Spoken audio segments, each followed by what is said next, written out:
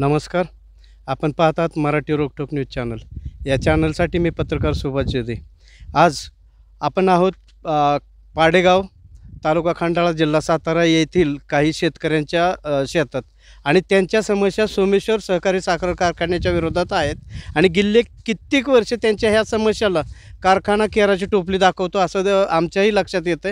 तर आपण त्या शेतकऱ्यांशी संवाद साधणार आहोत की त्यांना कुठल्या प्रकारच्या अडचणी आणि कारखाना कुठल्या प्रकारे सहकार्य करत नाही आणि त्याविषयी आपण या बागायतदारांशी चर्चा करणार आहोत. नमस्कार, मी सौ ज्योती दादासो धायगुडे पाडेगावमधून बोलत आहे. पाडेगाव परचांडे वस्ती तिथून माझी व्यथा मांडत आहे.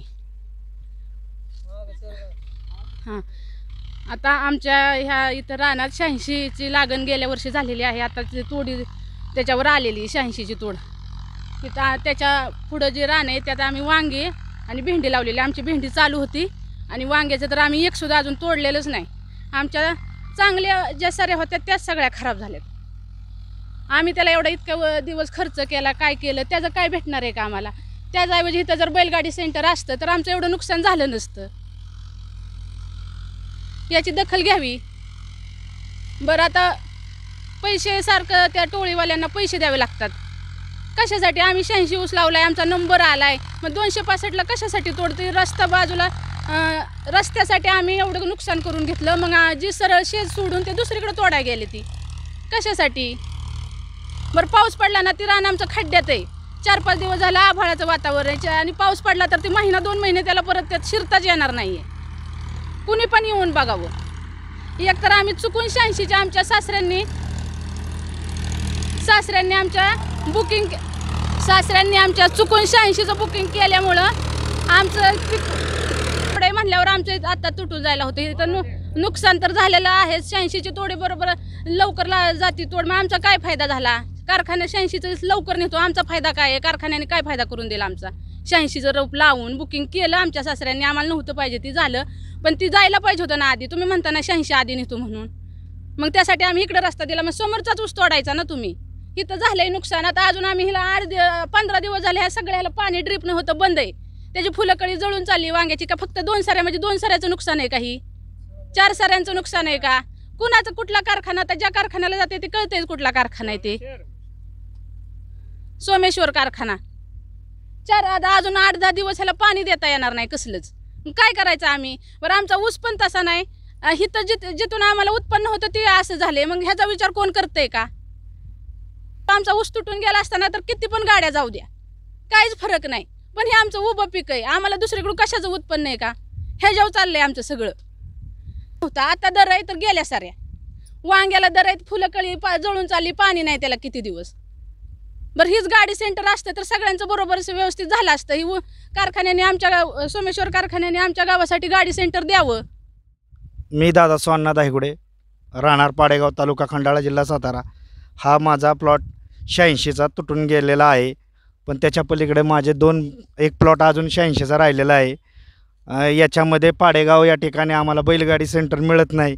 वारंवार व्यथा मी माझ्या शेतातून उभ्या पिकातून वाढ दिली. जर माझं एवढं मोठ्या प्रमाणात नुकसान झालं आहे, जर पाडेगावला, आणि आम्ही हा पाडेगावच्या या ठिकाणी अशा भागात आहोत की ज्या भागामध्ये आम्ही जर पाडेगावमध्ये पाडेगावच्या हद्दीत राहत असलो तरी पिंपरी हद्द आम्हाला लगत आहे.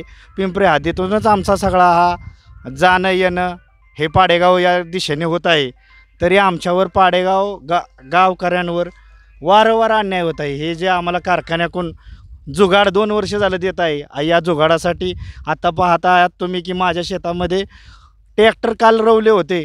ट्रॅक्टर रवले असताना ट्रॅक्टरला वडायला वाहनं आणायला लागली. वाहनांना खूप खर्च झाला की एक वाहनाला वडायसाठी 500-500 रुपये, तर 4 वाहनांचं 2000 रुपये खर्च झाला. तसेच माझ्या शेताच्या वांग्यातून जर बैलगाडी सेंटर असतं तर माझं हे नुकसान कमी प्रमाणात झालं असतं. कारखान्याने काय केलं, माझा ऊस तोडायच्याऐवजी जर माझेच बंधू आहेत त्यांनी या कारखान्यावर अर्ज दिला होता की माझा हा ऊस हा माझ्या भावाच्या वावरातून जावा, तो लवकर तुटण्यात यावा. मला कुठल्याही प्रकारचे रस्ता नसल्यामुळं त्याची मागणी मान्य आहे मला. पण आज मी कारखान्याला विचारायला गेलो की बाबा माझी टोळ का बंद केली, तर त्यांना मी म्हटलं त्याच्यात वावरात 2 जुगाड चालावं. माझ्या वावरात रस्त्यासाठी माझ्या चुलत्यांच्या किंवा माझ्या त्या बंधूंच्या वावरातून जे रस्त्यासाठी लागणारा रोड करायचा आहे त्या वावरातून त्यांच्या वाहतूक करण्यात यावी व तोडण्यात यावे. तसं न करता कारखान्याने परस्पर हे मला न सांगता, मला न काय करता लगेच या कारखान्यात, तसेच कारखान्याचे जे काही टोळेधारक आहेत, जे ट्रॅक्टर वाहनधारक आहेत, कारखान्यावर येताना म्हणतात आम्ही काय नाही घेणार, पण इथं आल्यानंतर कारखान्याचे जे काही 5 रुपये ठेवा, 500 रुपये ठेवा, 100 रुपये ठेवा पर हेड खर्चच होत आहे शेतकऱ्याला. ओला जर शेतकऱ्याचा 1 टनाचा भाग हा म्हणजे 102 टन जर हा वाहतुकीसाठी जात असेल तर कारखान्यावर अशी कुठली यंत्रणा नाही की पाडेगावसाठी ते देऊ शकत नाही.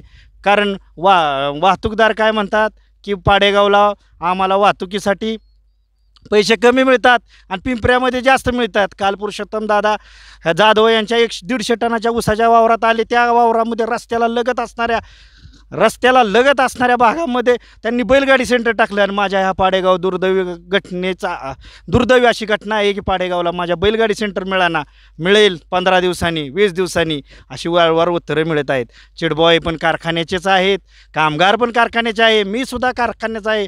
कारखाना सहकारी क्षेत्रावर चालत आहे, पण इथं पाडेगावसाठी कुठल्याच प्रकारची सहकार्याची भावना नाही. जर आपण गावातील काही लोकांना विचारायला गेलं किंवा पुढाऱ्यांना विचारायला गेलं की आपण बाबा आपल्या आमदाराकडे जाऊ, तिथल्या स्थानिक कारखान्याच्या चेअरमनकडे जाऊ, तर चेअरमनकडे म्हणतात ते काय म्हणतात की पाडेगावसाठी फक्त जुगाड आहे. म्हणजे 2 चाकं मागं साहेब हे 7-7, 8-8 टन एका वाहनामध्ये भरतात आणि 2 टायरवर ओढत नेतात. माझ्या गावातील वस्तीवरील गावातील तसेच माझ्या परिसरात पाडेगावातील असणाऱ्या लोकांना प्रत्येक वाहनाला ट्रॅक्टर वाढायला लावायला लागते. पर ट्रॅक्टरला 500 रुपये खर्च येत आहे. तरी माझ्या कारखान्यावर जाणारा ऊस हा माझा 18 महिने 17 महिने ठेवून सर माझ्या शेतकऱ्यांना 5,000 ते 7,000 रुपये सोसावे लागत असेल, ते पण सभासदांना. तर ही दुर्दैवी घटना आहे. आज सोमेश्वर कारखान्यांच्या संचालकांनी आणि चेअरमन साहेबांनी, व्हाईस चेअरमन साहेबांनी याच्यावर लक्ष द्यावं की बाबा आपल्या कामगारांचं बाबा नियोजन त्याच ठिकाणी आहे का, टोळ्या कुठं चाललेल्या आहेत, टोळ्या डिजिटल पद्धतीने करून घेण्यात याव्यात, डिजिटल पद्धतीने त्याची मोजणी करण्यात यावी. डिजिटल पद्धतीने आज देश जगाच्या आपण मोठ्या एक आर्थिक महासत्ता बनण्याच्या दिशेने चाललो आहे ना. आज आपण बघतोय की सर्वजण हे आपल्या शेतकऱ्यांनाच गाडण्याचा प्रयत्न करत आहेत. तरी मला माझ्या पाडेगावकरांना न्याय मिळावा. जिथं अडचण आहे तिथं बैलगाडी सेंटर मिळावं, जिथं रस्त्यावर आहे तिथं डोकी सेंटर मिळावं, जिथं बाबा वाहनं आहे रवत नाहीत असा रिपोर्ट जात असेल तर त्या ठिकाणी जुगाड देण्यात यावं अशी माझी नम्र विनंती आहे. या माध्यमातून की जनतेला किंवा समाजाला जागृत व्हावं हा हेतूने हा सगळा उपक्रम चाललेला आहे. माझी काही भेंडीचं पीक आहे, वांग्याचं पीक आहे. जर मला बैलगाडी सेंटर दिलं असतं तर या माझ्या बांधवांसाठी की मी रोड दिला असतं, रोड पण ठेवला होता, पण रोड पण दिलेला आहे.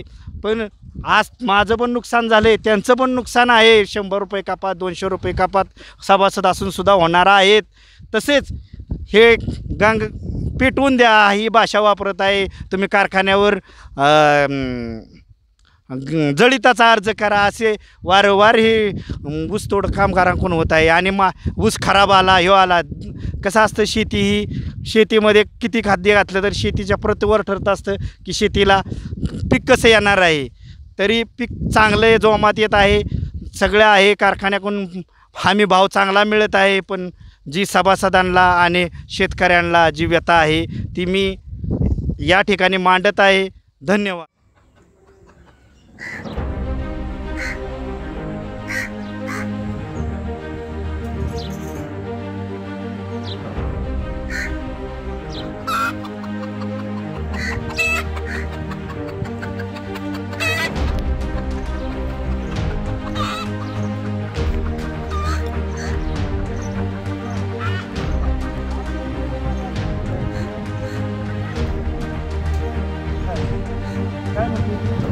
ते म्हणतो जळीचा काय घालणार